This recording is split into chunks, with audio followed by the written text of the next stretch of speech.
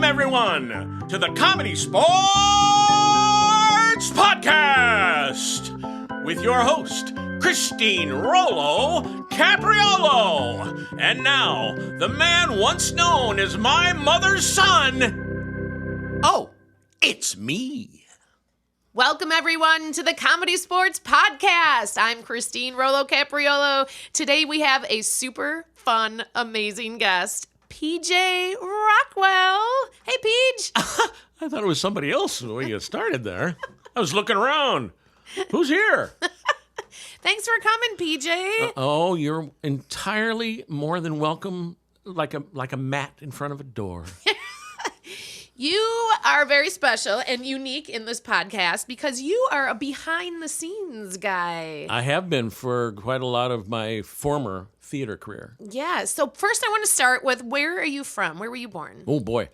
Savannah, Illinois, in a 18-inch snowfall. In an 18... So did your mama make it to the hospital? Oh, she got to the hospital, and then the snow came. Okay. The doctor went home. This is Savannah, Illinois, little Mississippi River town, my dad's first teaching job. Okay. The doctor went home, and the snowstorm came up.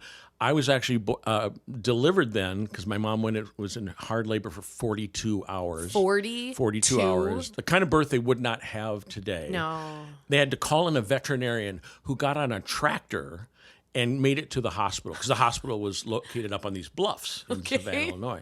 The city was down on the Mississippi River. Yeah. So, yeah, it was a high forceps delivery, they call it. Oh. And, yeah, that's my birth story. Your mother is a hero. And I have a younger sister. That's the miracle of life. She had another one. Wow. I paved this 10-pound, 25 inches long, paved the way. Okay. Yeah. So, did you grow up there? No, actually, I have moved in my life 58 times. 58. And so 13 of those were in childhood. Savannah, Illinois was like, I don't even remember. I was two and a half. We moved to Madison. My dad finished his doctorate, got his first college teaching job in California, moved to Bloomington, Indiana, Atlanta, Georgia. Finally landed my hometown, 8th grade, Platteville, Wisconsin. So I am a cheesehead by affirmation, I might say.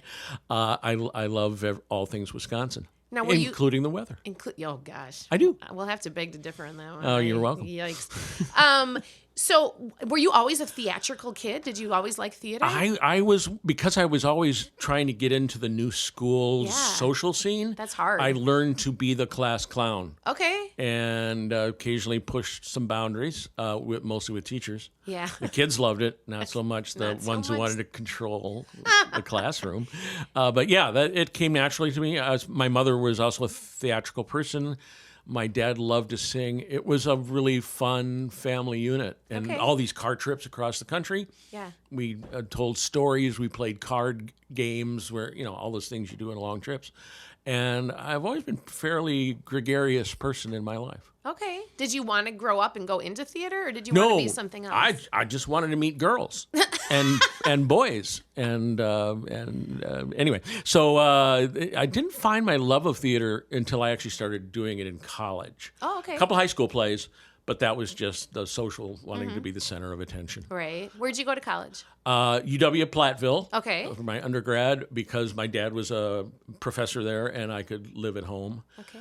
What'd you study? I was a theater major. Oh, you were? Okay. Yeah, and journalism minor. Okay. I probably put as much work into the journalism minor as I did worked on the college paper, that sort of thing. Yeah. And so, yeah. And then how did you come to Milwaukee and find out about ComedySportz? What's your story? Well, the story was I was fortunate to be married for quite a while to the late great Lori Birmingham. Mm-hmm. Lori Birmingham was one of the original ComedySportz opponents in the very first ComedySportz game at UWM's arena, the Student Union in 1984. And they had the athletes from ComedySportz, and they recruited a bunch of the professional theater training program actors. Okay.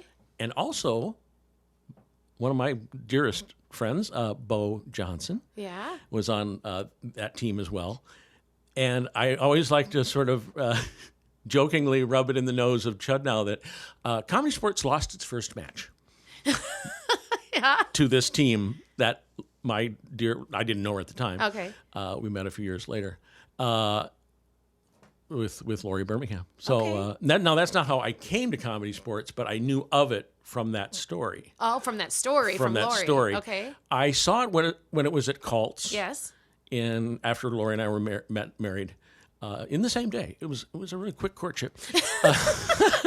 And so I had seen it a couple of shows, but then in '92, when I had decided my major life change to become a massage therapist and have steady employment and stop all that moving. The best massage therapist, by the way. Yeah, and which was what I was born to do.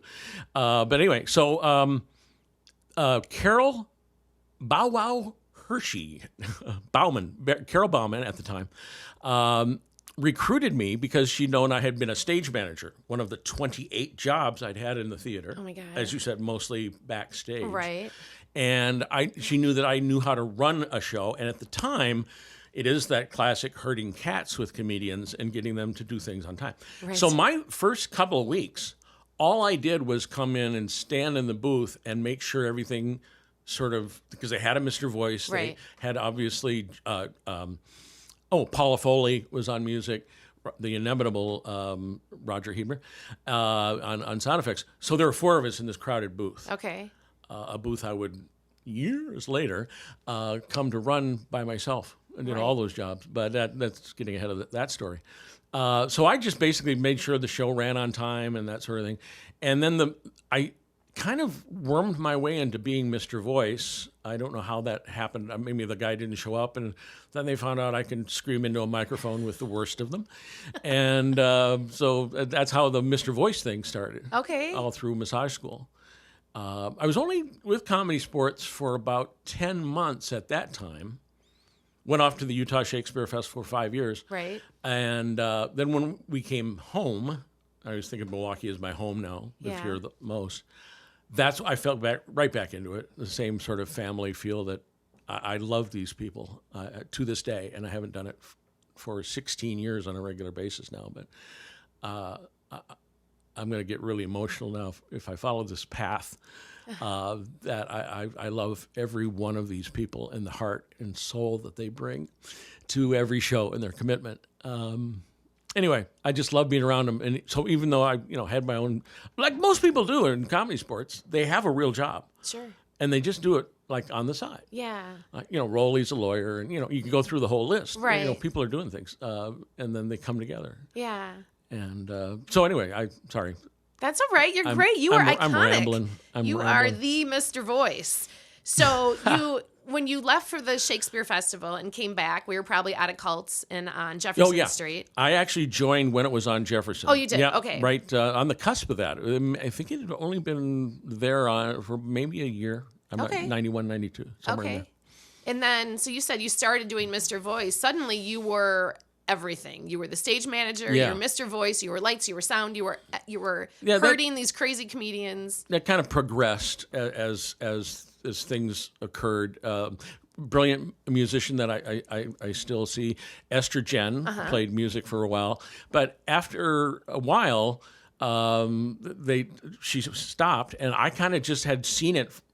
Paula doing it, and I play a little keyboards, just enough to do like stings in a game called Soap Opera. I could fill.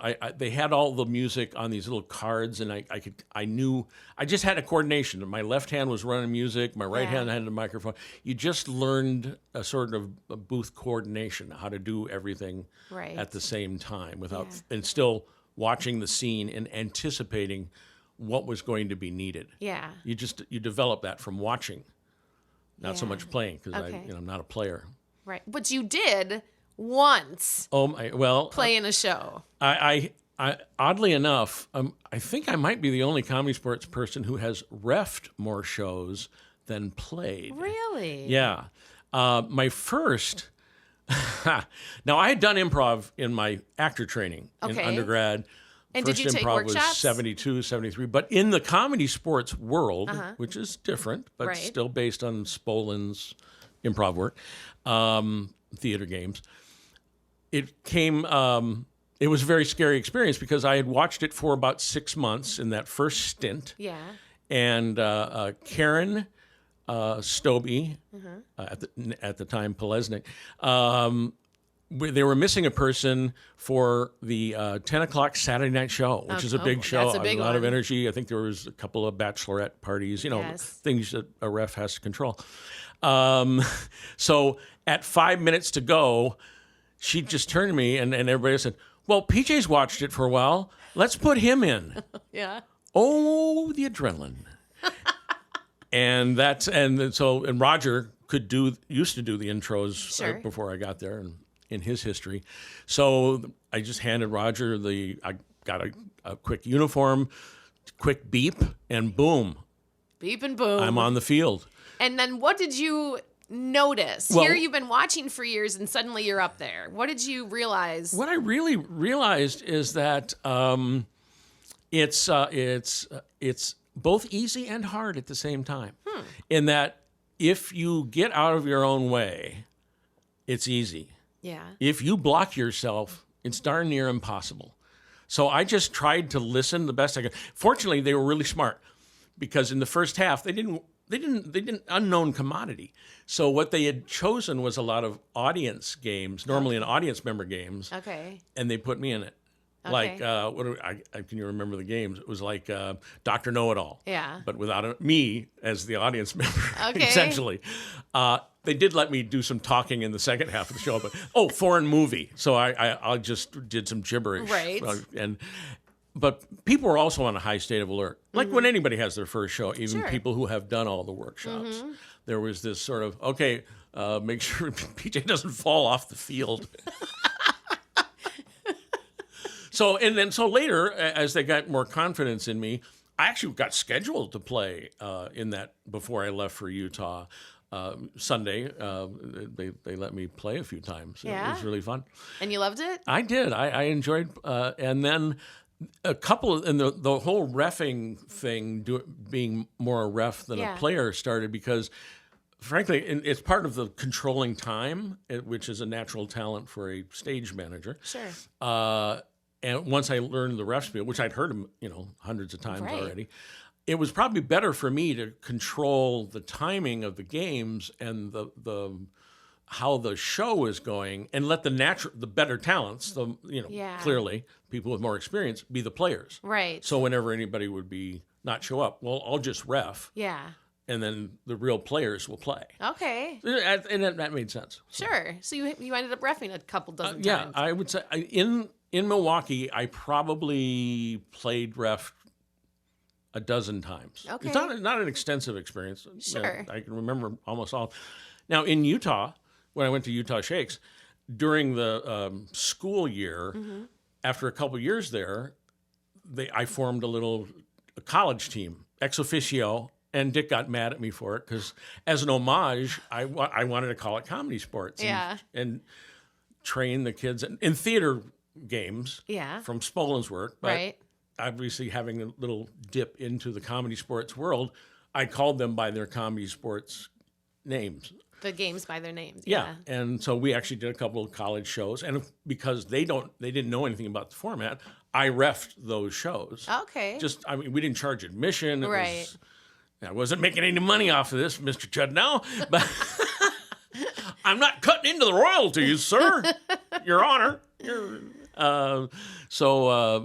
Anyway, so that was fun, and that's probably why I say I've reffed more than I've played. Right. Right.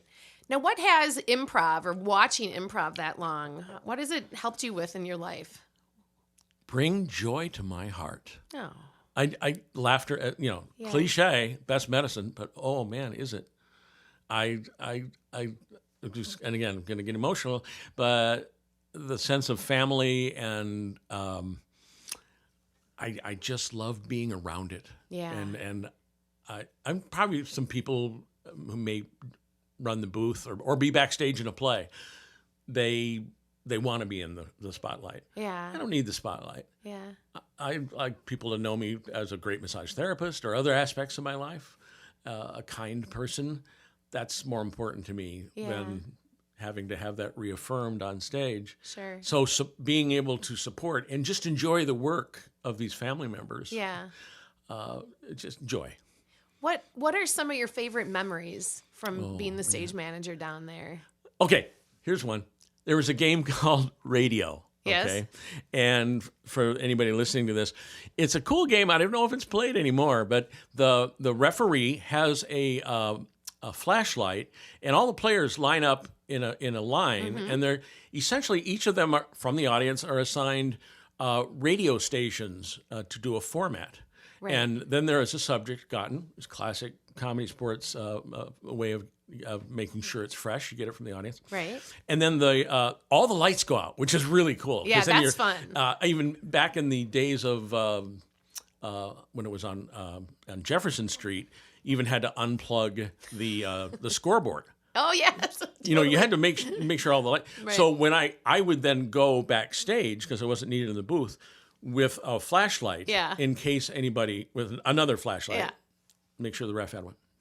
So there was this one time this game was being played, and the referee makes the flashlight go along the line, and if you're in the flashlight, as a player, you're then telling the story in the format of that radio station, right? Like country western or whatever the thing at rap, And so there was a time when I think it was Joe Cortese. I'm pretty sure Joe Cortese had gotten anger as an endowment, and angry radio guy, and he was yelling, and he in his enthusiasm, right? It was Bo Johnson was reffing, okay, and I could have this wrong, so it's an old memory, but he had it. He reached down and knocked the flashlight out of Bo's hand. It went flying into the audience somewhere, and because I happened to be there backstage and watching this from behind the curtain, I immediately ran out and gave Bo my flashlight. Later on, he was astounded that I would have had such incredible preparation to be standing by with another flashlight, where I was just using the flashlight to be able to plug the scoreboard and turn on the lights. Save the day again, PJ. I was not brilliant. I was lucky. Save the show. Save the show. Well, you definitely have been around many, many people down there, in town, out of town, people coming in. Tell me a little bit about Roger Hubba Hubba Huebner. Wow. Rest in peace. He was our old sound effects guy. Yeah. Tell me about working with him. Roger was very, to say the word shy is to imply that it doesn't have enough letters to really... Yeah, he was. He was a unique personality. Very. Now I'm working for the United Nations. Roger was, in a way, really hard to get to know, but because I worked with him in the booth, and he was always to my right, we developed a rapport over the years where Roger opened up to me probably more than anybody else. Yeah. From my observance of the way he interacted with others. Mm-hmm. I would give him rides home sometime to South Milwaukee when he missed his bus. Right. And Roger told me stuff that I won't share with you now. No. Because my father was a counselor educator. Yeah. And it's private. But I admire mostly about Roger professionally is the thing that I don't think a lot of people understand, that it's not just doing sound effects at ComedySportz. I mean, you can do sound effects and be able to do that physically, but it's sound effects plus anticipation. Mm-hmm. Be able to be a millisecond ahead of what a player is just coming into their mind, that Roger intuited, and he had a sound effect for when the player then made the hand gesture, which was the sound effect. Right. Even something simple like pressing a doorbell. Right. He knew. Yeah, he knew ahead of time. Yeah. And so I think that's something that I don't think a lot of people realized. Yeah. Well, and I don't think a lot of people realize just how much effort and time and commitment it took to be a stage manager when you ran the show. Well, as kind of an old saying, a stage manager is a person that basically only only gets attention paid to them when something goes wrong. So if nobody ever knew that a field manager, to use the parlance of comedy sports, if nobody ever knew that I even existed as a field manager, just in that part of it, that's a success. That's a good show. Yeah, that's a good show. Everything went right. Did anything ever go wrong, PJ? Oh no, it was just perfect. Everyone was always on time. Right. And, yes. I'm back with the United Nations.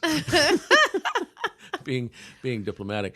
No immediate story pops into my head. Every now and then there were some personality squabbles. Sure.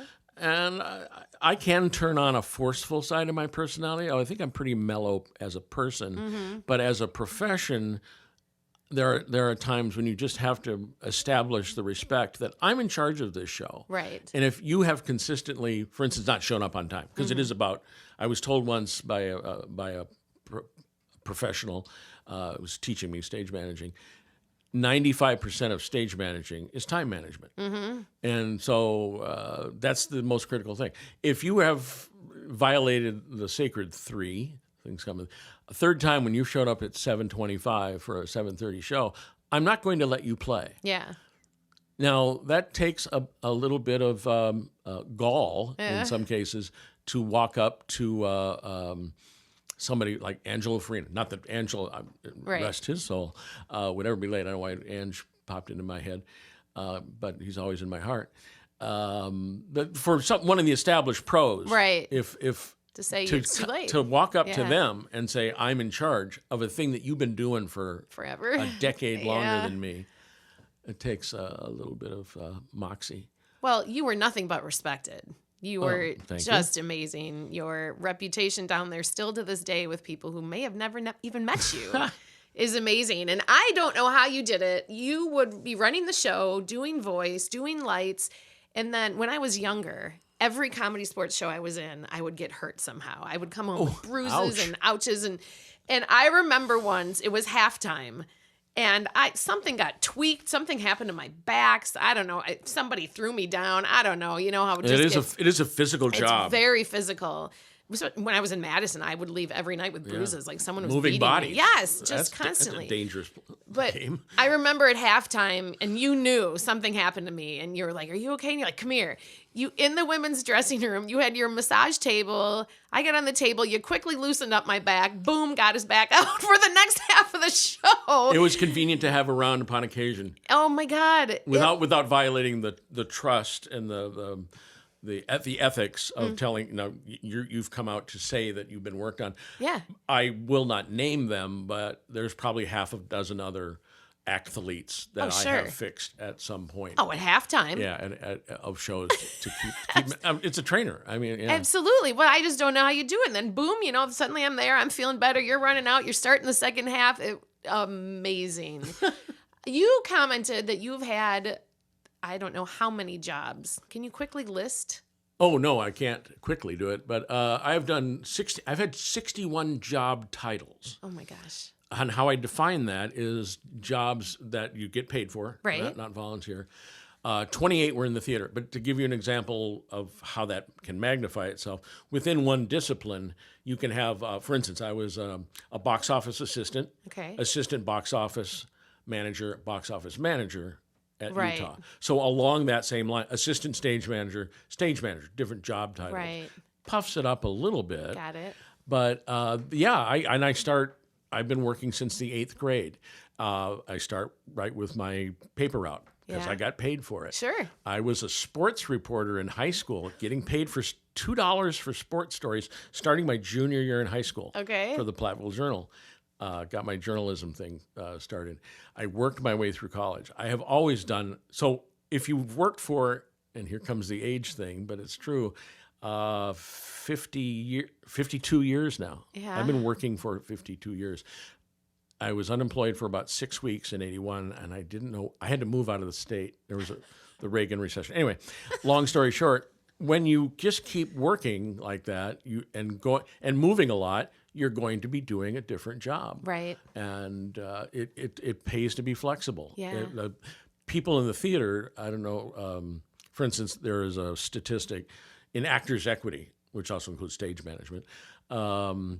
There is a 95% unemployment rate, which means at any given time, only 5% of union members, not even non-union, are working at any given time. So to get a job as an actor is really hard. Yeah. So if you're willing to work backstage, build costumes, do whatever. I was a carpenter. I was a props artisan. The list. Yeah. Pick up any theater program. Look in the back. Yeah. I have done pretty much all of them. Oh wow! So it's in you. Yeah. I do like being around smart, talented people. Yeah. Huh. So now, why? I don't want to end it on a sad note, but you left Comedy Sports, Peach, on a regular basis. I mean, every once in a while you'll pop in and announce, but I think it's a young person's game. Yeah. When I turned 50, and also I was making the transition from Jefferson Street to where it is now on First. On First Street.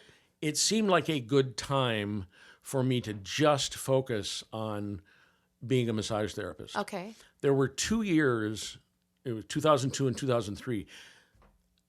Every Friday and Saturday, I had 2 15-hour days back to back. Because I worked at a spa. I was doing 5 or 6 massages, which is pretty high energy work. Yeah. On Friday, go down and be at ComedySportz from setup at 6 to close at midnight. Yeah. Go home, try to get as much sleep as possible. Saturdays were very busy at the spa. I go in and do 6, sometimes 7 massages. Go down, run 2 ComedySportz shows. So 2 years of 15-hour days. Just on Friday and Saturday. Yeah, that's a lot, though. I was getting tired, and when you turn 50, it's a typical age when you want to sort of reassess and do you really want to be that scattered? Yeah. And it was just time to focus, and since the ComedySportz itself was moving physically, it takes a lot of took a lot of energy. It was just time to change. Okay, what do you miss most? Oh, the people. The people. Absolutely. Yeah. I don't laugh as much in my life now. I laugh a lot, but not. And those were the most laugh-filled years. However many years I was there, total 6, something like that. That was it? Yeah. Oh my God! I thought the number was a bajillion times higher. No, that was about it. Really? Yeah. Well, you are a legend. In my own mind. Well, in all of our minds down at ComedySportz. Before we end, I like to end with a couple games here. Oh, cool. I'm going to put out love games. List of, or actually a bunch of papers here, all different ComedySportz games. I want you to pick 2. And tell me what your favorite was to watch of and those. why. Oh, yeah. Yeah. Okay. If you know the games, there might be some in there. Oh! The first one I picked was Moving Bodies. That was hysterical. Well, I got to say the most fun thing, I'll say fun things about both of them. Moving Bodies was really fun to watch when Bo Johnson was the person moving people. Okay. You talk about commitment. Yeah. That guy, it seemed like everybody was always pimping Bo about making verbal, I'm flying now. And, he's picking somebody up and making them fly through the air. It wasn't just moving their hands and arms around the bow. It was a full body experience. Moving Bodies was, and the other one I picked was Forward Reverse. Oh, my favorite. Is that your favorite? It really is. I know it's like the first scene game you learn too, and I adore that game. Do you mind a story related to that? Not at all. Go for it. Probably only my 3rd show that I ever played. Yeah. I'll never forget this. Joe Cortese was reffing, and I don't know if they still have this, the Bucket O Games, and you would just I don't know that they do that go anymore. into the random bucket, little wooden blocks with all the games on. So it's just randomizing. Yeah, random choice. All about random choice. And before the show, as the field manager, a show that I was suddenly playing in, I had gone out to pick out the games that I couldn't possibly play. Or didn't want to. Right. So I'm like, I don't want to play. I'm taking the chance out of it, which is cheating. Right. I'm admitting right there, I'm a cheater. But maybe Joe must have seen that or something, because he came out and started the show. And I remember I was playing with Dan Harmon and Kurt Scholler, I want to say, were my teammates. And we were great to have the two of them pros to be playing with. He decided to make the entire show a refs challenge. We didn't do bucket of games. Oh, no. And so the first scene when it came to a team choice, he and looking me straight in the eye, he goes, all right, I challenge you guys to do scene in reverse. Which I think is one of the most mind-bending games. That is one of the hardest, not forward reverse, but scene in reverse. Scene in reverse. That is one of the hardest games. Holy mackerel. Thank goodness that Dan and Kurt took the lead, and I came in and was an ancillary player, not even knowing I should be walking in backwards, stuff like that, and trying to keep track of it mentally. It's hard. Oh, my goodness. That was. If your question had been, what's the toughest moment you had on stage? That would be your only third show you've ever done. That's brutal. And you're just used to trying to get used to the bright lights in your eyes. Thanks, Joe. Yeah. Oh, well, he challenged. You don't get better unless you stretch. Heck yeah. That's true in just about every profession. And so how'd you feel after? I was glad to be moving on to the next game.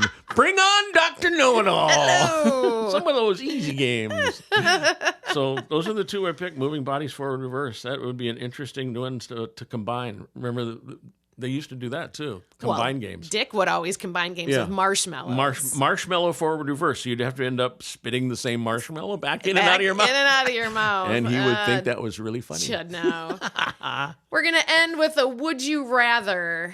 PJ. All right. This is, I'm going to give you two choices here, and you tell me what would you rather do. Sure. Got it? Oh, easy. Easy peasy. Here we go. The would you rather be known for speaking pig Latin or for making underarm fart noises? Is there a C?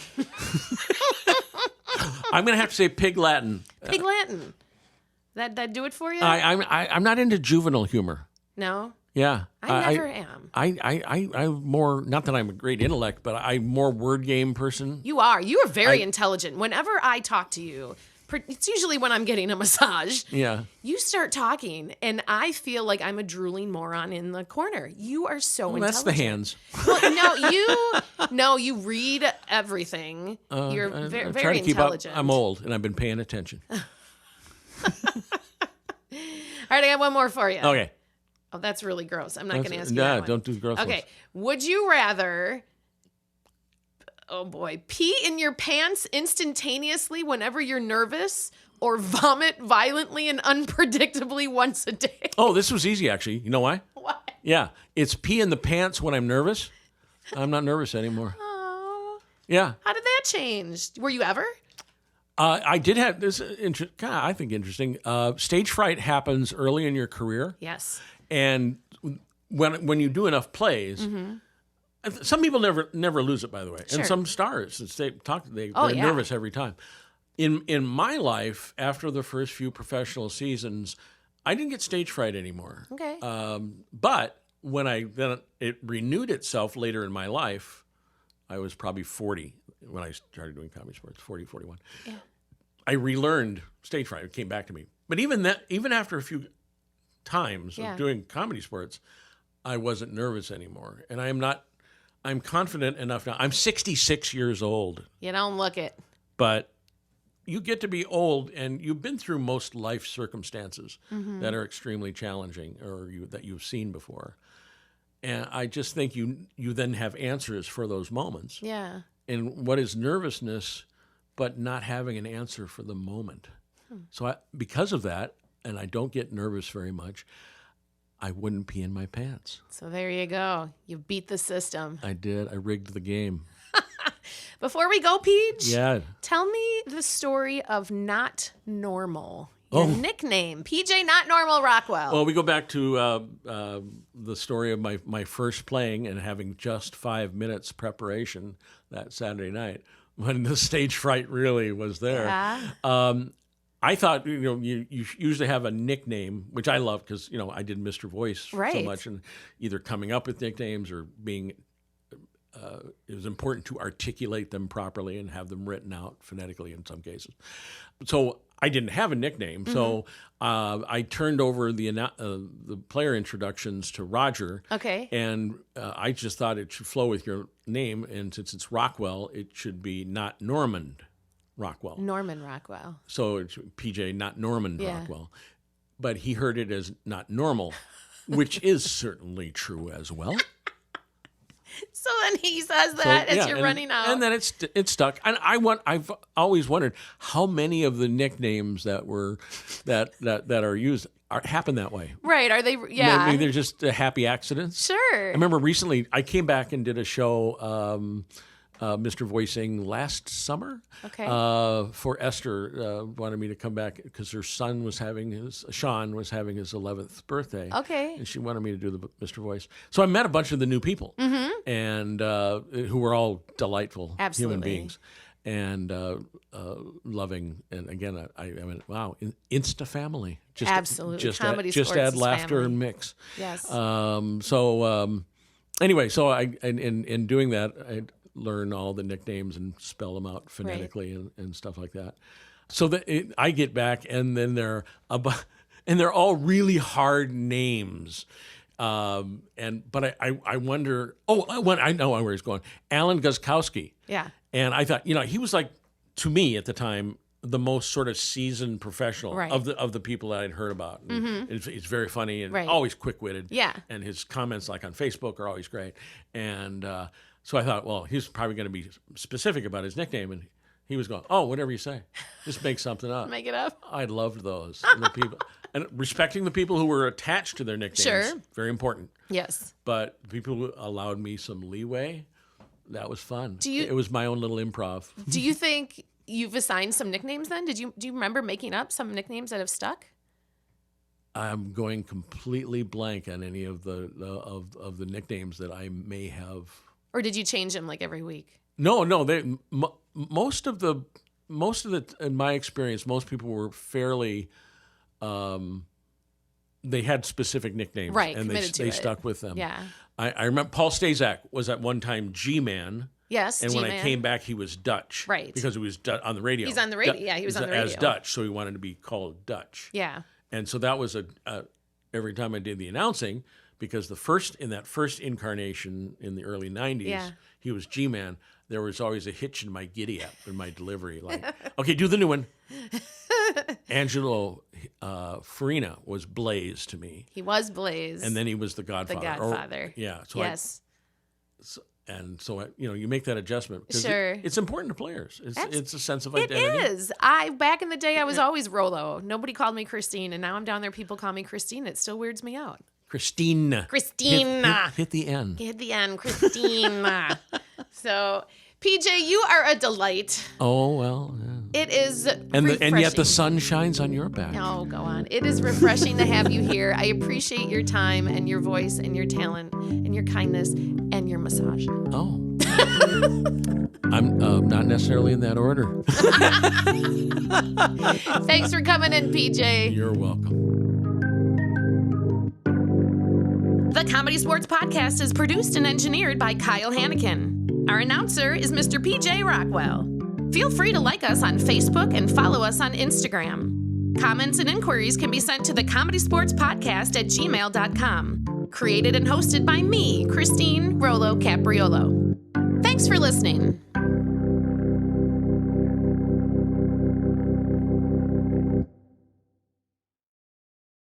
The ComedySportz Podcast is an independent production made by CSz players.